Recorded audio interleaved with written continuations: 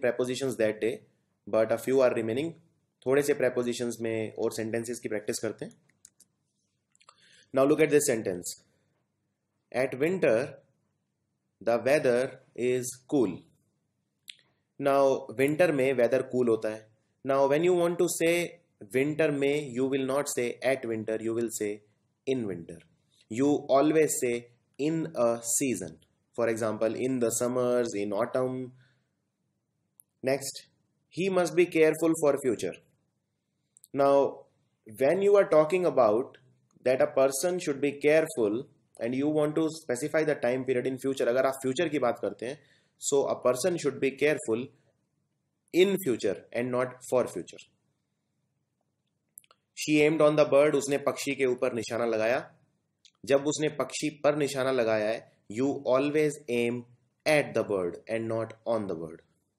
अगला, he is waiting by the entrance. वो entrance पर वेट कर रहा है. सो ये कॉमन गलती है, हम बोलते वक्त बोलते हैं he is waiting by the entrance, he is waiting by the road. So he is waiting at the entrance. Next, this is also a common error. Meeting 8 से 9 बजे के बीच में है. The meeting is between 8 AM to 9 AM. देखिए ये वाला sentence है, इसे करेक्ट करने के दो तरीके हैं. जब भी आप बिटवीन यूज करते हैं तो उसके साथ आप हमेशा यूज करते हैं एंड. ये कोरिलेटिव कंजंक्शन है. कोरिलेटिव कंजंक्शन यानी जो हमेशा पेयर में साथ यूज होते हैं. अब इस सेंटेंस में meeting is between 8 AM and 9 AM is the answer. और एक तरीका और है, अगर आप टू यूज करना चाहते हैं तो फिर बिटवीन को चेंज करके कर दीजिए फ्रॉम.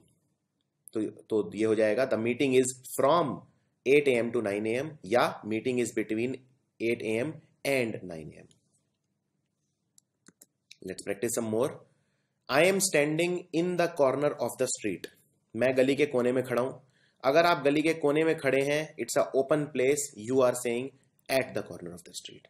फॉर एग्जाम्पल, मान लीजिए ये कोई गली है और आप यहाँ गली के ये बिल्कुल कॉर्नर पे खड़े हैं, तो आप बोलेंगे I am standing at the corner of the street. लेकिन एक बात आपको याद रखिए, अगर मान लीजिए ये कोई कमरा है, बंद कमरा, और अगर आप कमरे के कॉर्नर में खड़े हैं तो आप बोलेंगे I am standing in the corner of the room. तो रूम के लिए आप बोलेंगे इन और गली के लिए बोलेंगे एट. उसके बाद आई am reading at the front of the page. मान लीजिए ये कोई पेज है और आप इसके आगे वाली तरफ पढ़ रहे हैं. पेज के दो हिस्से होते हैं, आगे वाला और पीछे वाला. तो अगर आप आगे वाले हिस्से पे पढ़ रहे हैं, यानी आप सीधी सी बात है आप पेज के सरफेस पे पढ़ रहे हैं, तो सरफेस जब भी आएगा वर्ड आएगा हमेशा ऑन. तो इसमें करेक्शन होगा आई am reading on the front of the page. लेकिन इसमें एक बात समझने वाली ये है कि अगर मान लो आप ये पेज है कोई और इस पे आप पढ़ रहे हो और आप पेज के ऊपर वाले हिस्से में पढ़ रहे हो, कुछ लिखा है, इसी तरह पेज के कुछ नीचे वाले हिस्से में पढ़ रहा है, लिखा है और आप उसे पढ़ रहे हो, तो आप बोलोगे एट. फॉर एग्जाम्पल, तो इसमें आप लिखोगे I am reading at the top of the page या at the bottom of the page.